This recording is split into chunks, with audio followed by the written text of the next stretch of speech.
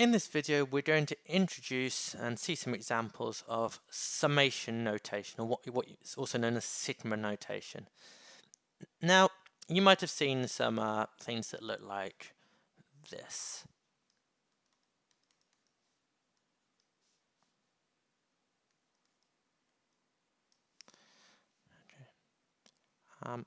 And so this is summation notation.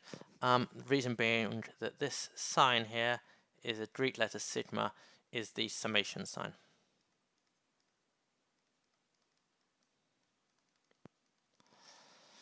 Now, the difficulty thing here is actually understanding what this notation means. So what this is saying, well, we have a summation notation sign, and we have what's called the lower limit here, which is this number 1 here.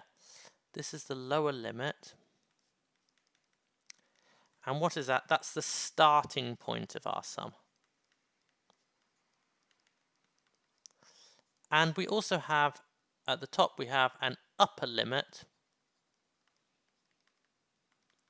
And that's the stopping point.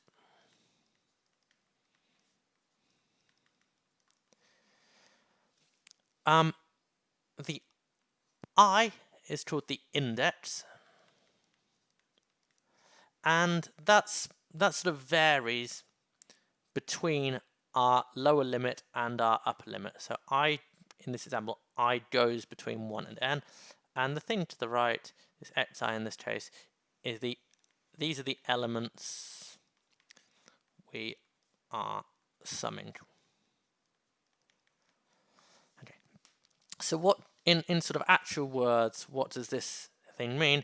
It means sum xi as I increases from 1 to n. So that's sort of the worded explanation. It's a lot easier if we just do some examples. So now we've got hopefully the definitions at least. Let's do some examples. Change color for this.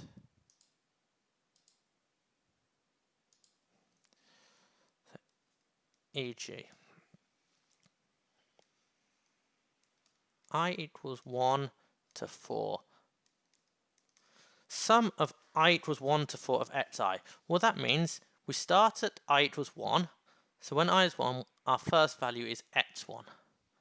And we're going to sum, so we're going to add up as I varies all the way up to I equals 4. So we get x1 plus x2 plus x3 plus x4. We've summed the different values of xi, where we started at x1, we started at I equals 1, and we ended at I equals 4. Let's have another example. Sum of j equals 1 to n of yj. This is the same idea, except for rather than x's we have y's, and rather than summing over i's, we're now summing over j's. The I or j doesn't really matter, it's just an index, it's just the thing that varies. So this means y1, we start at j equals 1, plus y2, and in this case the upper bound is n. So we're just going to continue on to whatever n is. Well, we don't know exactly in this example what n is, so we'll just put some ... and we're going to keep adding up until we get to yn, whatever number n is. Hopefully that makes sense so far. Again, we'll just do lots of these examples. Another example, sum of k equals 4 to infinite of xk. In this example, our lower limit is 4, so we're going to start at k equals 4. So we start at x4, x5, etc. And now our upper limit is infinite. So we don't actually ever stop, we just keep going on forever. So it's x4 plus x5 plus x6 plus, and we're just going to have a ... to suggest that we're going to go on forever. Okay, let's introduce some slightly trickier examples. Sum of I equals 1 to 4 of xi squared. Well, it's the same idea, except for now rather than just having xi, we have xi squared. So this is x1 squared plus x2 squared plus x3 squared, and we were summing up to 4 was our upper limit, so it's up to x4 squared. Now note that is different to this example, sum of x I equals 1 to 4 of xi. So this, because of the brackets, that means we do the summation inside the brackets first and then square afterwards. So this is just x1 plus x2 plus x3 plus x4 all squared, which is not the same as the example above. Okay, let's carry on with a few more slightly more complicated examples. Sum of I equals 1 to n xi yi. So it's possible to have more than one thing that we're summing. So what does this mean? Well, we just do this as one. This just means xi yi means x1 y1. That's what if when I equals 1, we get x1 y1, and then we get plus x2 y2 plus x3 y3, and so on. And our upper limit is xn yn. Here's another example. N equals 1 to 4 of n. Now this is slightly trickier because now we don't have like a subscript I anymore, we just have the n. So we're summing from n equals 1 to 4 of n itself. Well, when n equals 1, then we get 1. When n is 2, well, we're just summing 2. When n is 3, we sum in 3.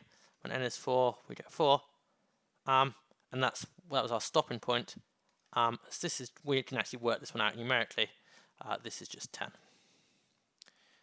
Let's do another example. Sum of j equals 3 to 5 of j squared equals. Well, when j equals 3, that's our starting point, then j squared is just 3 squared. When j equals 4, then j squared is just 4 squared. When j equals 5, then j squared equals 5 squared. And that was our stopping point. So this is just 9 plus 16 plus 25, which is 50. Okay. One that lots of people get confused with is if we have something like sum of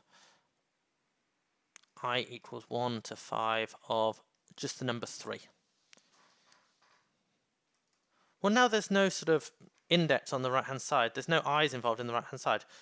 But this just means we're going to sum the number 3 between I equals 1 and I equals 5. Well, when I equals 1, number 3 is just 3. When I is 2, the number 3 is just 3. When I is 3, number 3 is 3. When I is 4, we get 3. When I is 5, we get 3. So this just means we're going to sum 3 5 times, which is 15. Okay, let's now have maybe one or two more examples, maybe just one more example. Sum of k equals 1 to 4 of 2k over n. Okay. Now this one you just have to be a little bit careful because we are the only thing that we're summing is k. The only index is k. That's the only thing we're summing over. So even though we've got this letter n, we're not summing over n, so n is fixed. It doesn't change. We are only varying k because k is our index, the bottom of the sum.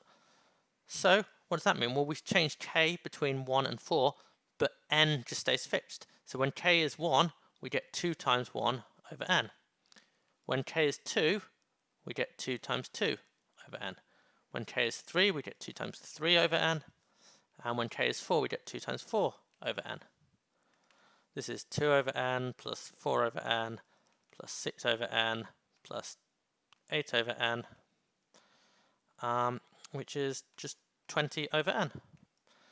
And that's what this sums to.